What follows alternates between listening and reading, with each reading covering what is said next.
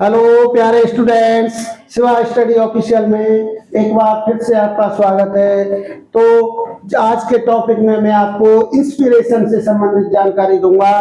कुछ बच्चों के गार्जियंस की मेरे पास कंप्लेंट्स आ रही हैं, यानी शिकायत आ रही हैं। वो कह रहे हैं कि हमारे बच्चे का पढ़ाई लिखाई में मन नहीं लगता है, वो पढ़ नहीं रहा है। सर कुछ ऐसा बताएं कि जिससे हमारा बच्चा अच्छे से पढ़ना सीखे। तो उसके लिए क्या करना है, मैंने एक स्पेशल इंस्पिरेशन वीडियो बनाने का निर्णय लिया। उन बच्चों को मैं गाइडेंस करना चाहता हूं और उन बच्चों को मैं बताना चाहता हूं जो पढ़ाई से डरते हैं, जो पढ़ाई के नाम पर उनके गार्जियंस माता पिता खूब पैसे खर्च कर रहे हैं लेकिन बच्चों को पढ़ाई में कोई इंटरेस्ट नहीं आ रहा है। तो अब ये बताइए, गार्जियंस को तो चिंता होना लाजमी है, क्योंकि अगर गार्जियंस को चिंता नहीं होगी तो किसको चिंता होगी?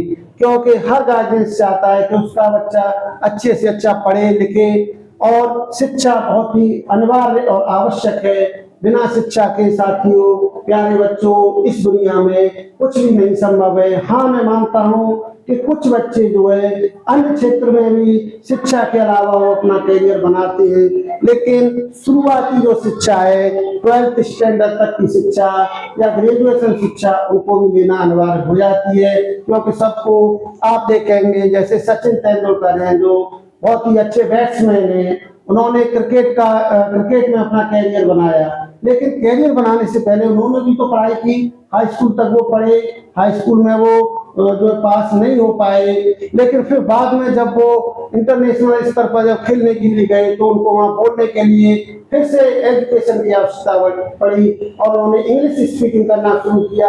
और इंग्लिश स्पीकिंग के लिए उन्होंने एक्स्ट्रा क्लासेस ली, कोचिंग ली, यानी कहीं से भी उन्होंने अपने आप को इतना ट्रेन किया कि वो इंग्लिश में बोलने पाए और समझने पाए। तो इसीलिए कोई भी व्यक्ति हो, बिना एजुकेशन के कुछ भी नहीं। अगर आप बड़े से बड़े बिजनेसमैन या उद्योगपति हैं, वो उद्योगपति बिजनेसमैन भी क्या करते हैं, अपना कैरियर या अपना प्रॉफिट करने के लिए कोई न कोई मास्टर डिग्री, एमबीए या अन्य कोई बीसीए, सभी प्रकार की कुछ न कुछ डिग्रियां लेते हैं। उन डिग्रियों के हिसाब से भले ही वो, उनका मकसद मेन ये नहीं है कि वो एजुकेशन देके उनको जॉब ही करना है, यानी सरकारी नौकरी लेनी हो। आज के समय में कुछ लोग जो है सरकारी नौकरी को शिक्षा का मेन मकसद समझ लेते हैं। ठीक है, सरकारी नौकरी एक प्लेटफॉर्म, अच्छा प्लेटफॉर्म है जिस पर निश्चितता मिलती है, लेकिन ये नहीं कि सब कुछ सरकारी नौकरी ही है। हमें एजुकेशन से बहुत कुछ मिलता है। सरकारी नौकरी को लक्ष्य बनाकर हमें पढ़ाई नहीं करनी है।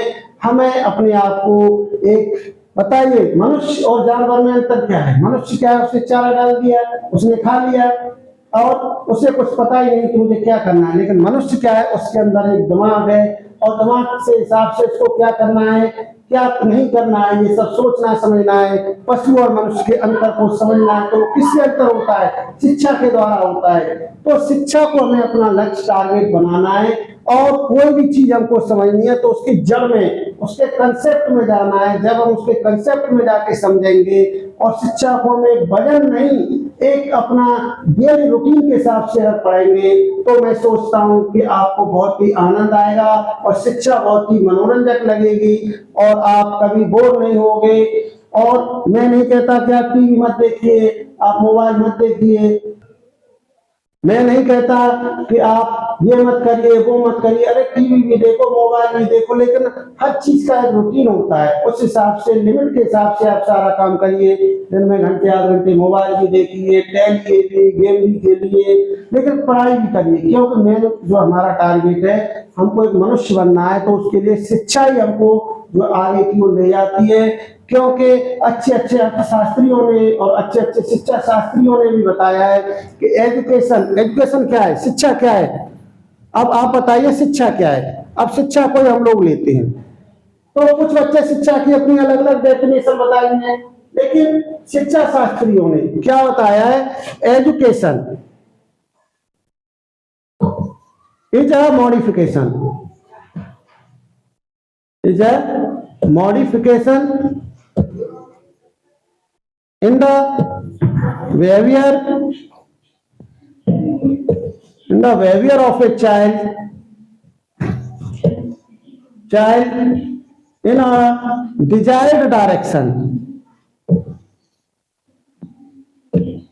Desired direction. अब इसी से आपको समझने में आ रहा होगा। देखिए आप, एजुकेशन यानी शिक्षा, इज माने ए मॉडिफिकेशन, मॉडिफिकेशन माने क्या है, एक परिवर्तन है।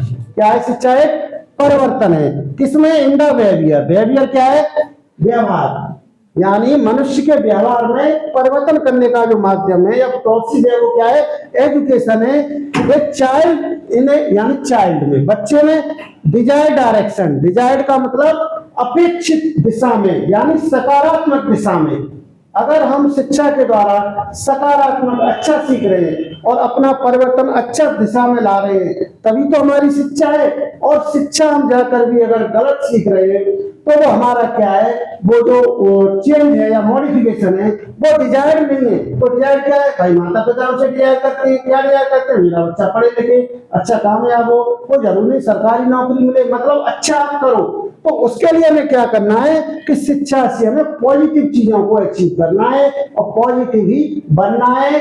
और कभी भी शिक्षा को बोर होकर हमको नहीं समझना है। अगर हम बोर होंगे तो हम शिक्षा को कभी भी नहीं समझेंगे। तो शिक्षा में क्या समझना है? एक चेंज यानी मॉडिफिकेशन है। अब उसके बाद रूसो ने क्या कहा है? जैसे रूसो हैं, बहुत ही बड़े शिक्षा शास्त्री हैं, उन्होंने अपने कथन में कहा है कि शिक्षा प्रकृति हर व्यक्ति को कुछ न कुछ हर दिन नया सीखने के लिए देती है। तो हर दिन कुछ न कुछ नया सीखने के लिए देती है। तो अब उसमें से हमें क्या देखना है? जब हम घर से निकलते हैं, बाजार जाते हैं, तो हम कुछ अच्छे लोगों को भी देखते हैं, कुछ हमने थीप देखे, चोर देखे, कुछ हमने शरीफ जेंटलमैन देखे। ठीक है, अब ये तो हमारे ऊपर है ना कि हम थीप के चुने या जेंटलमैन को चुने। ठीक है, तो अब एजुकेशन हमारी अगर पॉजिटिव में जाएगी तो क्या कहेगी कि आप थीप को मत चुनिए, आप जेंटलमैन बनिए। तो यही तो पॉजिटिव एजुकेशन है। तो हमें शिक्षा का मतलब बस यही समझना है कि अपने आप में एक मॉडिफिकेशन करना है। कोई भी चीज है उसको, अब कुछ लोग कहते हैं कि शिक्षा किताबी शिक्षा से क्या हुआ है, ये पढ़ के कहीं काम नहीं आती है, इसका क्या उपयोग है, व्यवहारिक जीवन में ये कुछ नहीं है। ऐसा कुछ नहीं है, हर चीज का उपयोग है, क्योंकि ये हमारे अंदर की जो शक्तियां हैं उनको विकसित करती है और उनमें निखार लाती है। शिक्षा से तो हमें अपने आसपास के वातावरण के बारे में जानकारी मिलती है। वरना अब एक डॉक्टर है, वो कहां से दवा देना सीखता है? क्या उसके पेट में से आती है? नहीं आती। तो वो जो किताबों में पढ़ता है, जो चीजें दवाइयां लिखी हुई हैं कि ये इस बैक्टीरिया से ये बीमारी होती है, इसका ये इलाज है, तो वो जब पढ़ रहा है तभी तो दवा दे रहा है ना। जब वो पढ़ेगा नहीं तो दवा कहां से देगा? तो डॉक्टर बनना है तो पहले शिक्षा लेना है, पुलिस अधिकारी बनना है शिक्षा लेना है, डीएम बनना है शिक्षा लेना है, यानी कुछ भी अच्छा करना है तो शिक्षा तो लेना ही लेना है। तो इसलिए शिक्षा को एक बजट न बनाकर शिक्षा को अपने व्यवहार में लाइए, दैनिक दिनचर्या में उसे भी अपने जीवन का अंग बनाइए और कंटेंट को क्लियर करिए और जिस चीज को भी समझना उसकी जड़ में जाइए और जड़ में जाके समझिए। तो मैं सोचता हूँ कि आपको शिक्षा एक बोर नहीं लगेगी, बहुत अच्छा लगेगी और धीरे धीरे मेरे हिसाब से मुझे लगता है कि आप शिक्षा को समझ पाओगे और शिक्षित हो पाओगे। और जब माता पिता, आप कुछ चीजें नहीं बाजार में देखते हो तो आप भी तो मांगते हो ना, घर वालों से कहते हो मम्मी मुझे ये चाहिए, पापा मुझे ये चाहिए। तो माता पिता आपका इतना पैसा खर्च कर रहे हैं तो बताइए कुछ डिजायर वो भी तो कर सकेंगे ना आपसे, तो आप भी उनकी इच्छा को पूरी करिए। तो यही तो वो आपसे अपेक्षा, अब कल को आप ही माता पिता बनेंगे तो आपके बच्चों के लिए क्या क्या चाहेंगे? क्या आप चाहेंगे कि आपके होने वाले संतान चोर बने? क्या आप चाहेंगे क्या वो अनपढ़ बने, लोग उसको ताने मारे? नहीं, आप भी तो चाहेंगे कि वो अच्छे से पढ़े लिखे अपना नाम करें, जिससे आपका भी, तो उसे भी उसी तरीके से आपको भी चाहिए कि अपना मेहनत करें और अपना नाम और अपने माता पिता का नाम करें। इसी के साथ इतने आज के टॉपिक में मैं इंस्पिरेशन में इतना ही कहना चाहूंगा। और अगर किसी की कोई समस्या हो तो मुझसे और वो कमेंट के द्वारा पूछें, मैं नेक्स्ट टॉपिक में उसके बारे में और बताना चाहूंगा। इसी के साथ आज के टॉपिक में धन्यवाद। मेरे चैनल पर लाइक और सब्सक्राइब करें। Okay, bye, Tata.